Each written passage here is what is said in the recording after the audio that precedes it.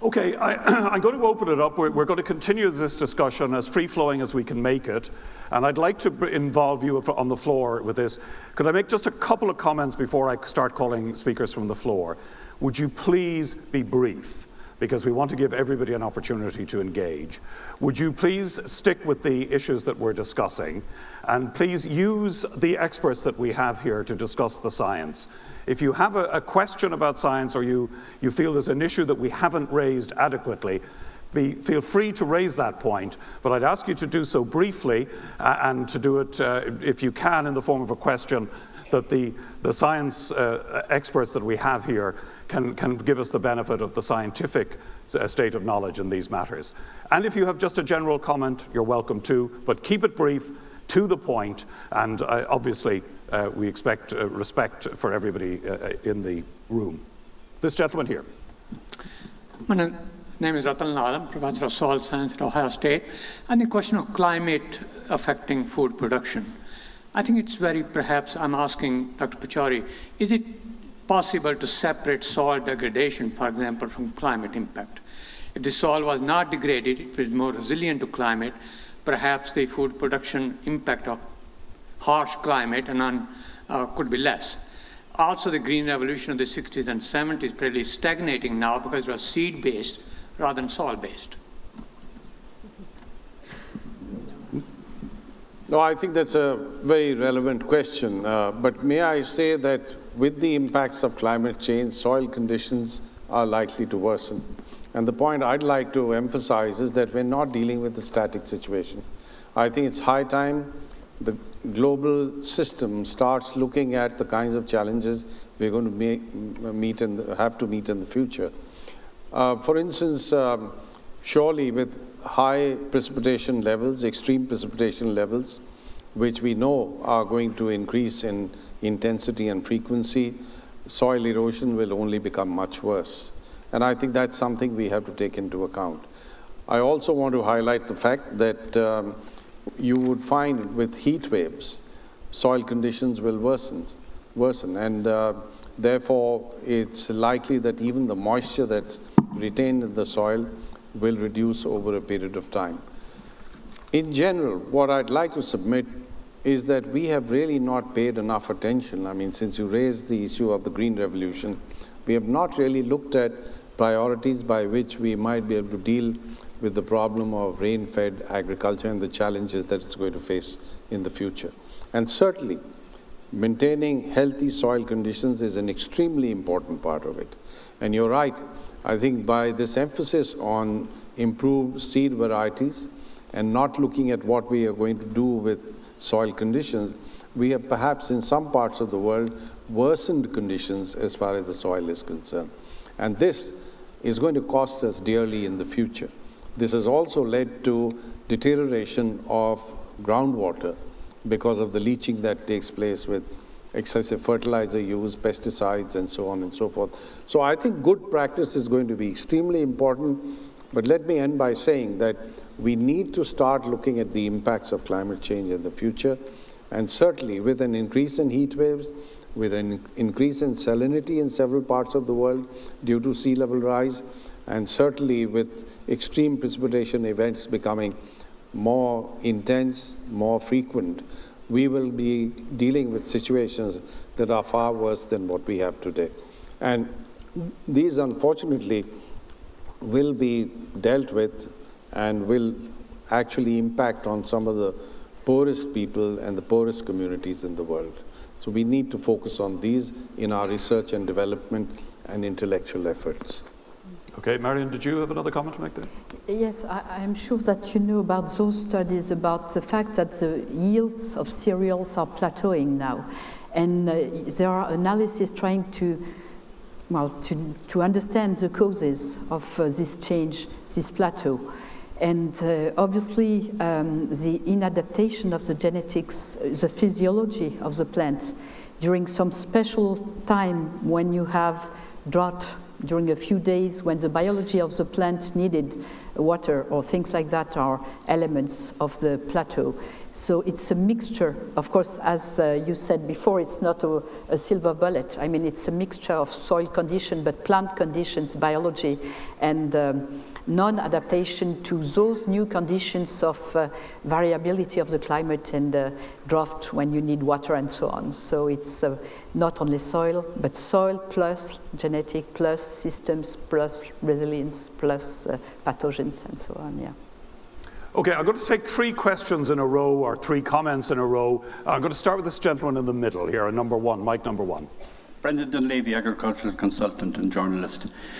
One of the elephants in the room today, I think, is our over-dependence on what I might loosely call the market, and it's specifically its ability to manage agricultural production and match it with food needs and environmental priorities. This clearly has failed. As an example of that, as we were talking here this week, some of the most efficient dairy farmers in the UK were spilling their milk on the streets of London because they couldn't get the bare cost of production from the supermarkets. This is a big scandal, and I'd like the panel's view. Thank you. Excellent. Yeah, very good question. That was raised at our debate yesterday, last night in the RDS as well. I'm going to take a comment over here, number 4, microphone number 4. Should commoditization of food be better controlled? Is it desirable even? Okay, we'll put that to the panel in a moment, and I'm just going to take one more question here from the front, microphone number 5. I would like to comment, actually, not only question, but comment. Both yellow pictures on the page. It is an estimation that the production of food must be 70% more to the year 2050. If you compare the population now and 2050, I don't believe that this is correct estimation. This is based on the same mistake which was done by Rome Club at the 70s, when they made linear extrapolation. Linear extrapolation is deadly dangerous for science. This is point number 1.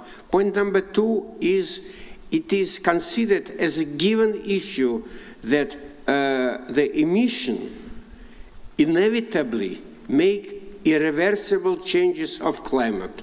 This is an object of debate at most. This is not something scientifically established.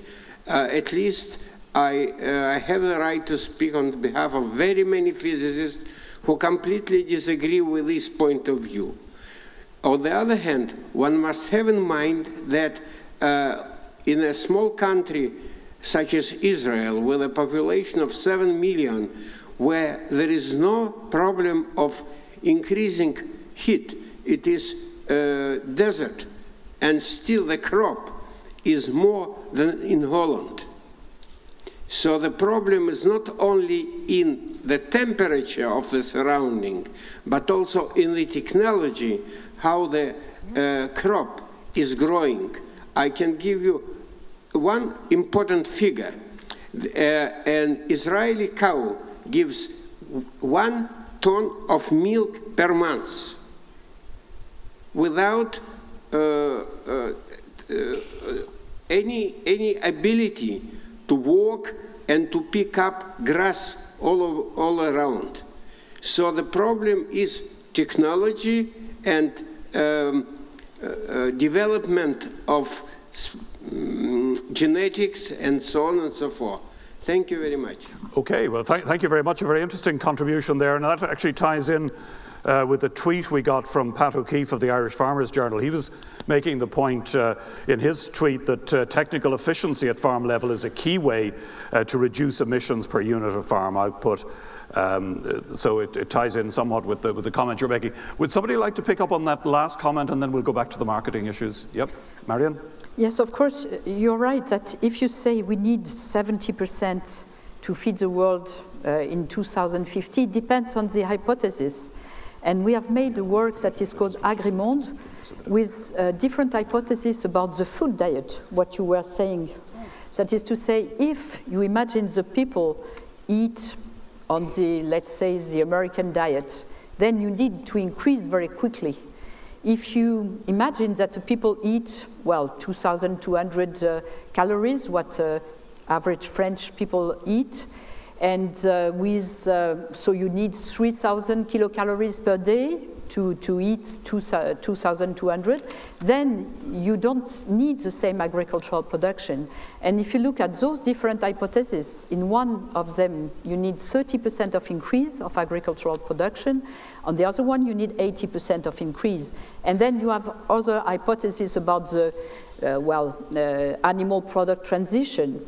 You have hypotheses about the non-food use of renewable carbon because, of course, maybe we will need a lot of plant carbon for non-food uses. So you have a set of hypotheses. But in fact, when you look at the tendency, anyway, you need to increase the food production and you need to increase the agricultural production under climate change conditions. So you need to innovate and you need new pathways to do that. So you need, in fact, to invest. I'll take a quick comment from Dr. Pachauri as well on this. Just a quick response. I'm a great admirer of Israeli agriculture and what they've been able to achieve under very harsh and difficult conditions. But let me emphasize, when you're dealing with some of the least developed countries in the world, where you have no road connectivity, you have absolutely no income that can be allocated for anything other than just barest existence, when you have infrastructure which is extremely run down, if at all existent, I think you have to look at agriculture within a larger context of economic development. And there are no facile or simple solutions. And I think you have to take a holistic approach. If you don't ensure that all the inputs required for bringing about technological upgradation are available, then clearly you're not going to be able to access technology. So I think it's not a simple, it's not a facile solution. We really need to look at the entirety of the problem, and we have to take into account how these societies are being impacted by climate change in a variety of ways, which I don't have to go into. Okay, I'd like to move on just to those other 2 points that were made. Louise, did you want to pick up on those maybe? This is the madness of the market and also the commoditization of food. I mean, are these, would you like to take a crack at those? I think there's something very important that links the debate on intensification and the market, and that is that the key issue to me is not even productivity or technology or what have you, but it's on the one hand to get a market that functions in such a way that farmers actually can get a decent living out of being a farmer. And my main concern is that young people don't want to become farmers anymore, and I'm sure this is an issue in Ireland as well.